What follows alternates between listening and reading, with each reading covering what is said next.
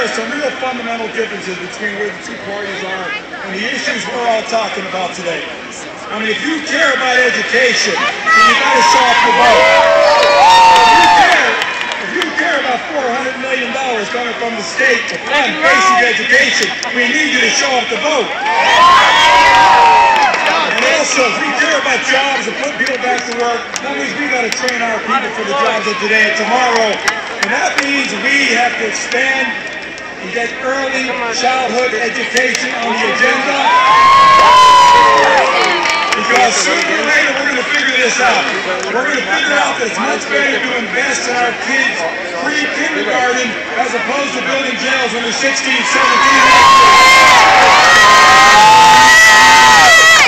Look at the young people here today. That's what we want to do. We owe it to them. We also owe it to the President of the United States. This is about his agenda and where we're going to take this country. I don't want to go back. Do you want to go back? No! I want to make sure we can implement the new health care policies that we have affordable, accessible, and quality health care for everyone right now.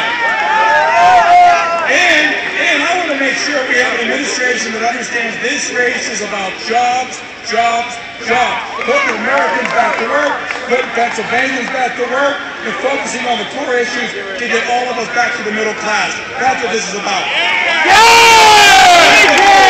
We need your help. 23 days.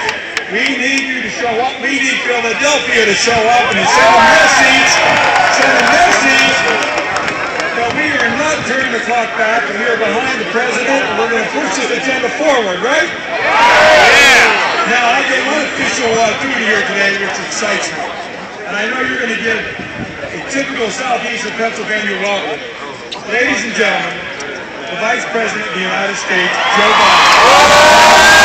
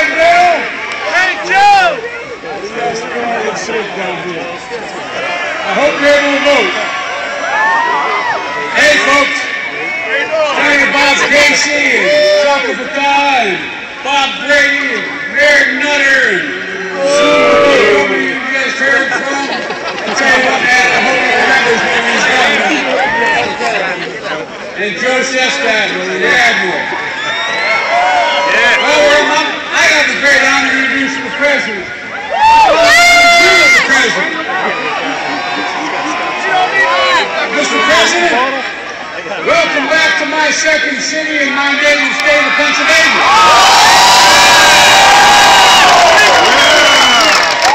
Mr. President, a lot of folks up here have been hit pretty hard by the economic policies of George Bush and his Republican friends. After 8 years of unregulated greed, skyrocketing deficits, an awful lot of folks have been hurt. But let me tell you something, Mr. President. These folks are tough. Down, and they believe. They believe in you, Mr. President. And Mr. President, like my dad used to say, when you get knocked down, there's only one thing to do is get up. Well, folks, we're getting up. And we're getting up with the help of the man I'm about to introduce. Ladies and gentlemen, we're starting to grow our way out of this Republican debacle over the last 8 years. We're creating jobs. We're building a new clean energy future. We're making college affordable to middle class folks again. Mr. President, that's because of you. Mr. President, I promise you one thing. Philadelphia's coming back. Philadelphia's coming back. America's coming back.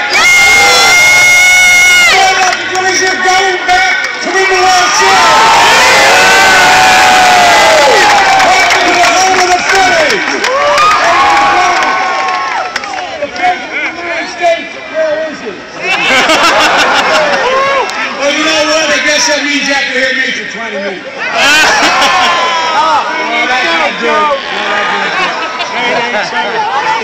Ladies and gentlemen,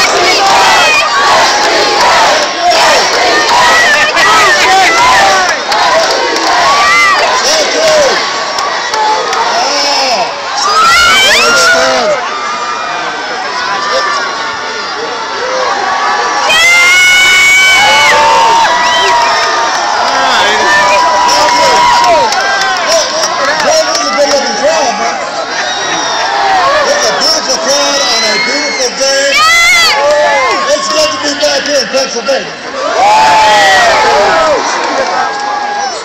It is good to be back in Pennsylvania, good to be back in Philly.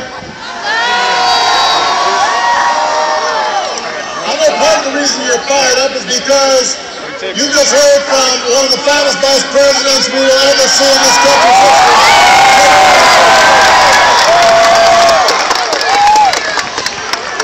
Plus, Joe looks cool in those glasses too, right?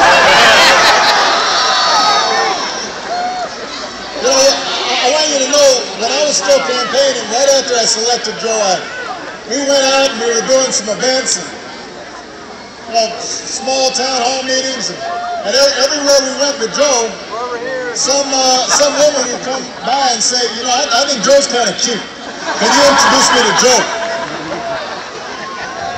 That was true. And I had to inform him, this woman, that Joe's married to a wonderful Joe Biden. In addition to hearing from Joe, I know you've heard from Governor Ed Rendell.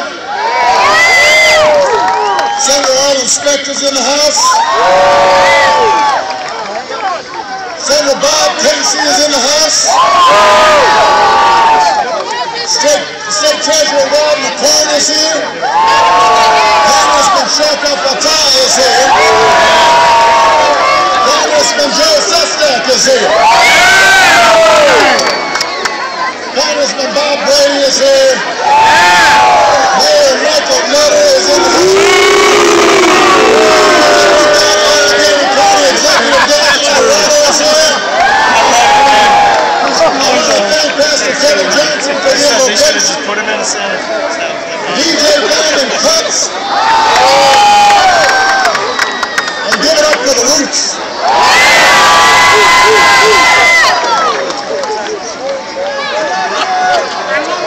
I'm glad to see that this crowd is fired up. Are you fired up?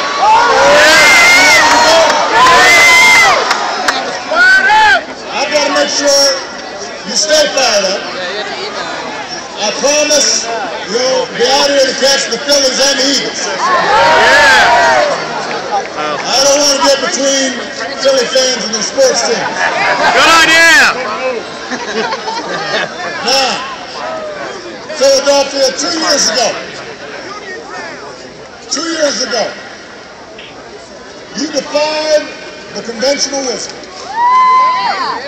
in Washington. They said, no, you can't.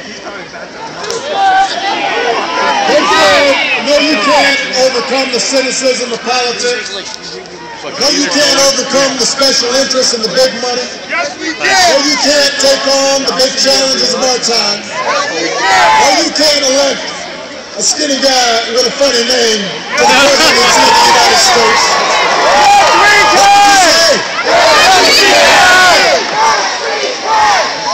What did you say?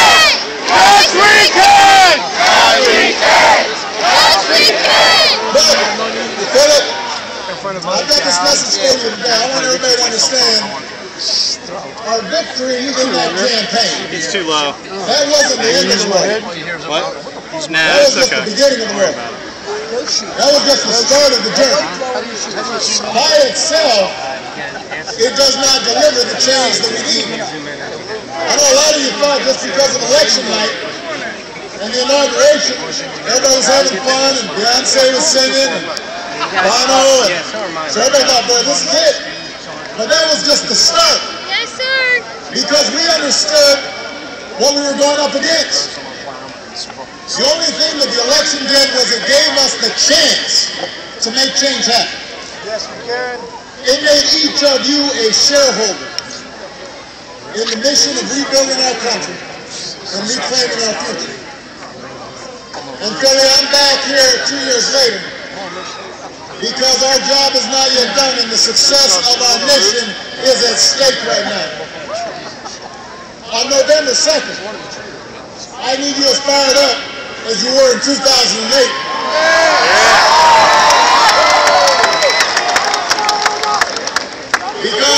Because we've got a lot of work ahead of us.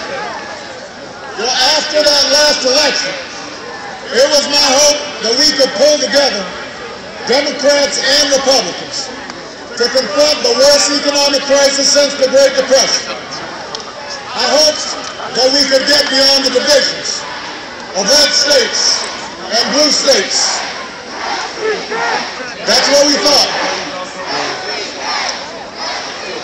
Because although we are proud to be Democrats, we are prouder to be Americans. And I know there are plenty of Republicans out there in this country who feel the exact same way. But when we arrived in Washington, the Republicans in Congress, they had a different idea. They knew it would take more than 2 years to climb out of this recession. They knew that by the time of this election, people would still be out of work. They knew people would still be frustrated. And so what they figured was, if we just sat on the sidelines, if Republicans just opposed everything we said we could do, if they rejected every compromise we offered, if they spent all their time attacking Democrats instead of attacking problems, they figured they might be able to do well in the polls. So they spent the last 20 months saying no. Even the policies that they had supported in the past. They said no to middle-class tax cuts. They said no to help for small businesses. They said no to a bipartisan deficit reduction commission that they had co-sponsored. If I said the sky was blue, they said no. If I said there were fish in the sea, they said no. They figured if Obama fails, then we win. Not gonna happen. Am I wrong, Joe? That's exactly what they said. Now, they may have thought that playing political games would help them win an election.